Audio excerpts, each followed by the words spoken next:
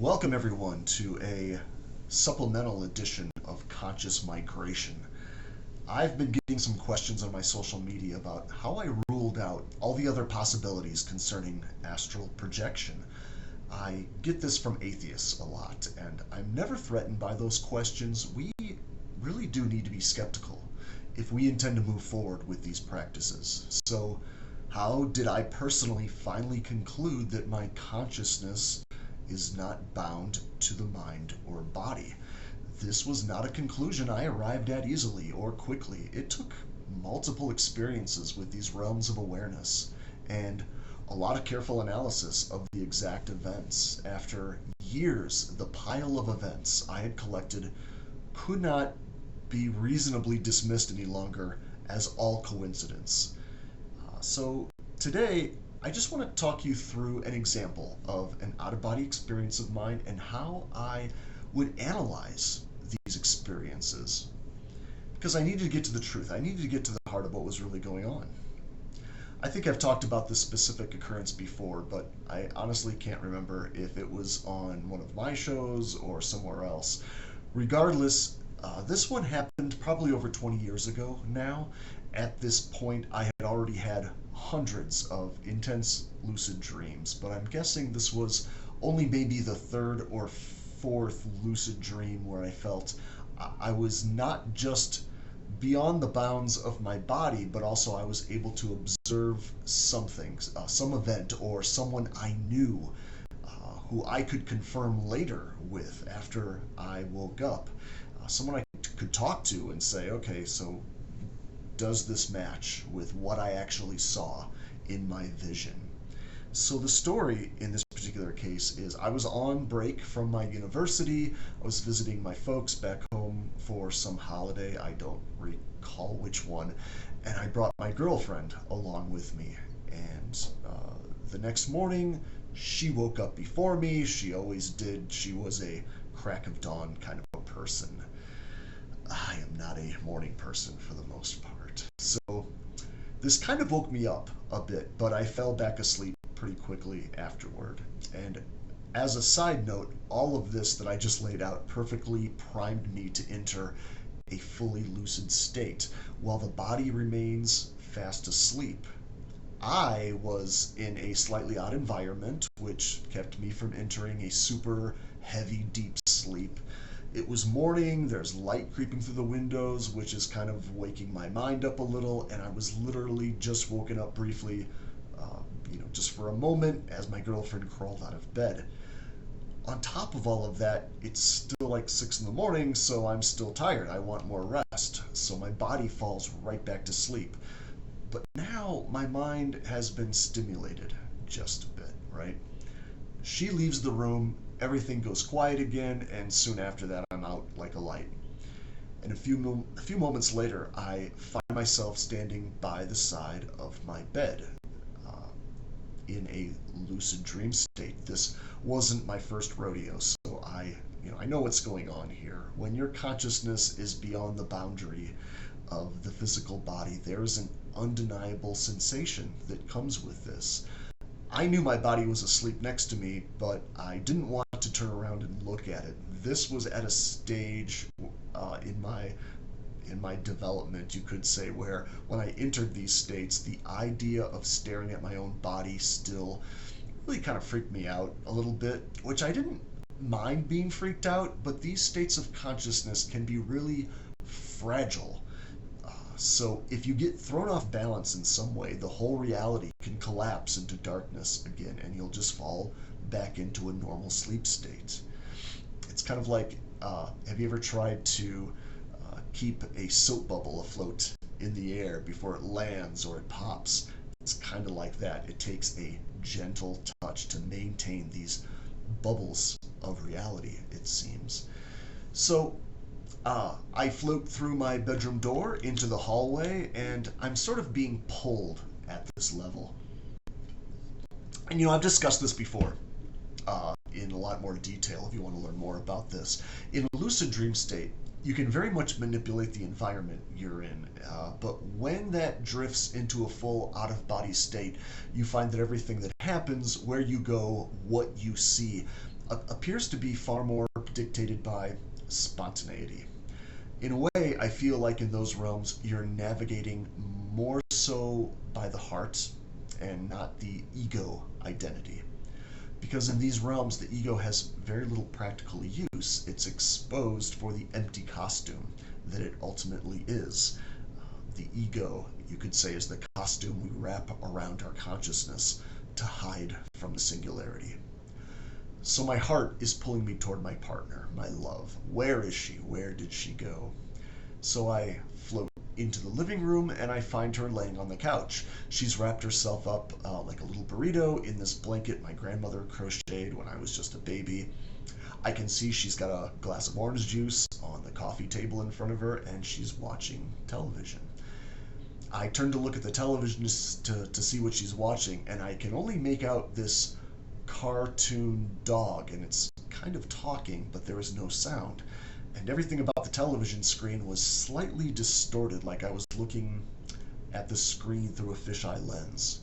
And not to go down another rabbit hole here, but I've seen this before. Other lucid dreamers and projectors comment on this as well. There's something about perceiving digital screens in this state of consciousness where something is either lost in translation or the information pumping through the displays, they don't look quite right. I mean, really, I don't understand any of that. Logically, it doesn't even make sense that I'm perceiving light at all normally in these states in the same way as our physical eyes do, and how our brains interpret it. When talking or even thinking about these events, there's so many rabbit holes like this that you could probably spend your entire life studying them and geeking out over it. So from that point on, my consciousness shot up to the ceiling, and I went on to have all kinds of other experiences in realms beyond Earth, wherever those may exist. But often was the case with these out-of-body experiences, I'd be shown something familiar, something within my own world that I could connect with, and then I could verify later after I woke up. But then I'd be on planet X, observing totally alien landscapes, and all of these events were always presented just as real as the next one.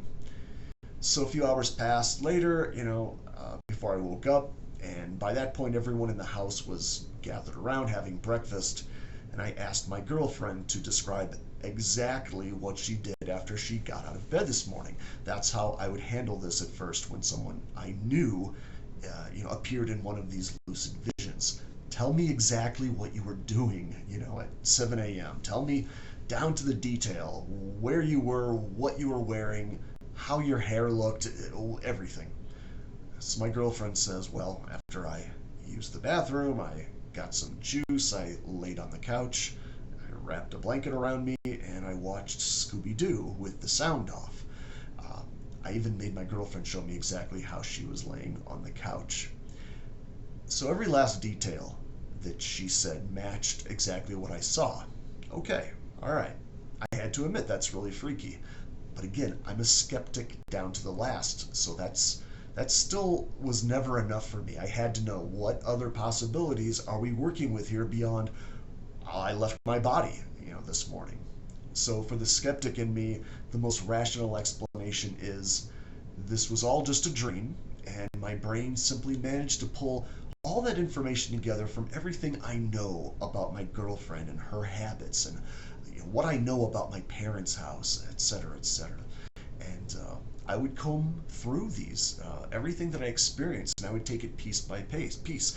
Is there an ordinary explanation here that doesn't require me leaving my body, for example?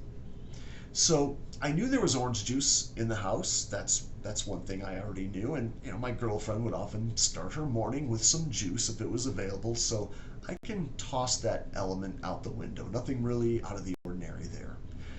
As for her going to lay on the couch to watch TV, that didn't really follow her typical patterns in the morning. In fact, with her being a bit out of her element in a different house, someplace she wasn't familiar with, I was a bit surprised she would go turn on the television, but given the fact that people were possibly still sleeping, it did make sense that she would turn the volume off if she had.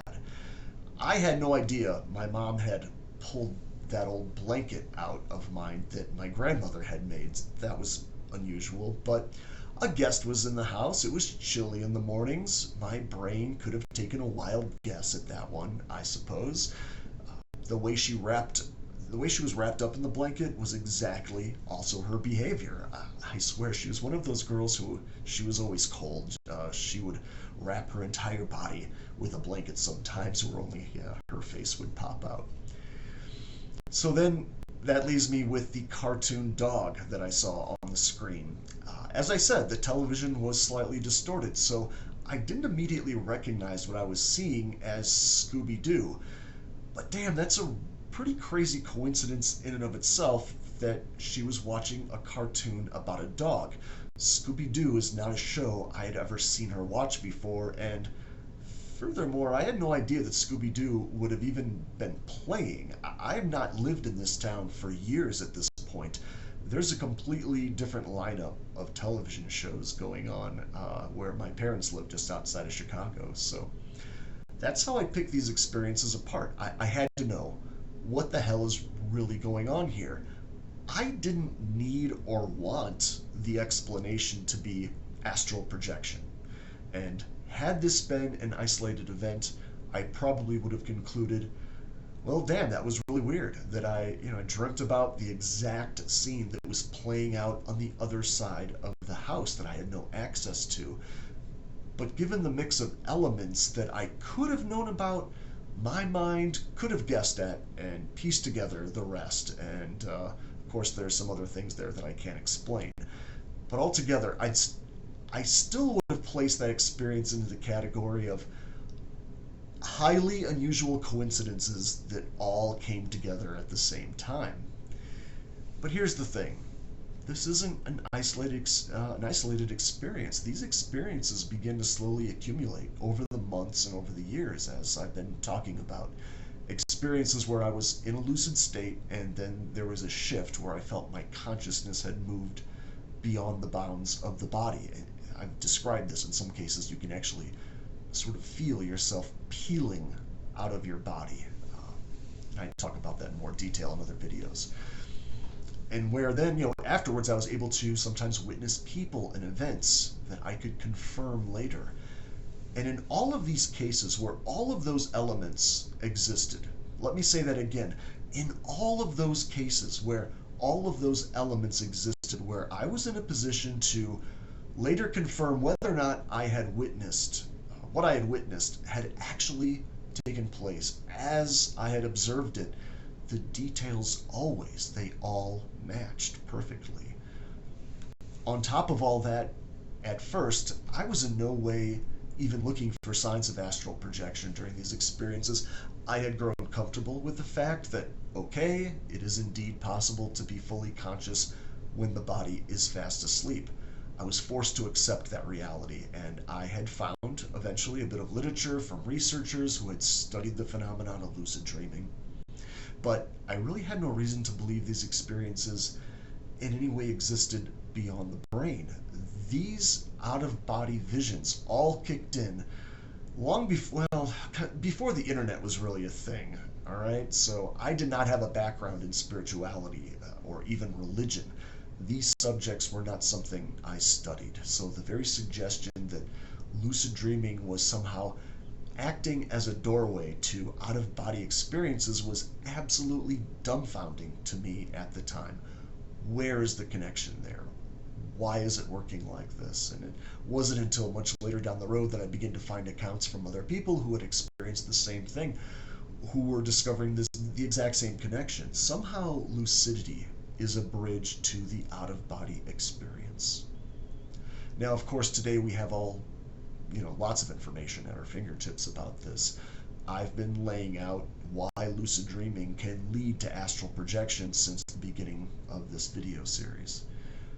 I'd say somewhere around the 5th or the 6th event like this, every time I combed through the specifics, I was always left with a few elements that my brain could have reasonably pieced together on its own, but there were always details where mere coincidence was the only explanation left, and it required a lot of stretching of the notion of random synchronicity. So my stubborn, rational mind finally had to admit, that I could no longer stuff the excuse of it's a mere coincidence into these gaps that I was finding. From that point on, I pointed that critical eye on discovering what else I could uncover about these occurrences. What aspects of the supposed paranormal actually have some truth to them, and what parts are likely just narratives and stories that people have just blindly passed along without really investigating any of them for themselves. And unfortunately, I'd say that after really entrenching myself into this kind of research for over 30 years now, the vast majority of people who I found who are writing books on these subjects or going on shows or hosting podcasts or are charging a lot of money for personal training in astral projection have very little personal experience with these realms. In some cases, I find that they're sort of just fans of these subjects, and maybe they enjoy the power fantasy of being an enlightened guru of some sort. There are people out there who took their first yoga class, for the first time. Maybe they managed to enter a meditative frame of mind for the very first time in their life, and then they immediately ran off and bought a bunch of flowing robes and crystal necklaces to start a YouTube channel where they present themselves as, the second coming of Christ or some nonsense. And it sucks because a lot of newbies, people who really are curious about this stuff, who maybe had a couple of experiences and they're looking for information, they often can't tell the difference. They don't have enough experience to separate the spiritual cosplayers, is what I often call them, out there from those with real experiences. What I've almost invariably found in my adventures is that those with a deep and genuine background working with these states of consciousness don't stand out much from the crowd at all. That they don't advertise or preach. We're terribly dull and we're straightforward, and we don't tend to get a lot of attention. So there's that in a nutshell. All right, we're going to stop there for now. Again, if these breakdowns of out-of-body experiences fascinate you and you want to know more, I've done a couple of videos here solely directed at questions about why, for example, it's so hard, if not impossible, to prove that astral projection is possible. I'll link those in the description below there, and check those out if you want to. If you still have unanswered questions, feel free to reach out to me on social media or just write your questions below. If you want to see more of these kinds of discussions, please like and subscribe. It truly costs you nothing whatsoever, and it helps my little channel a lot here. If you really want to support me, I don't have a Patreon or anything like that, but I have written a couple of books, critically acclaimed books. I'm an artist also who creates custom trippy psychedelic artwork, and I even have prints of my work available. All those links are in the description below. So until next time, everyone, peace and love. Bye-bye.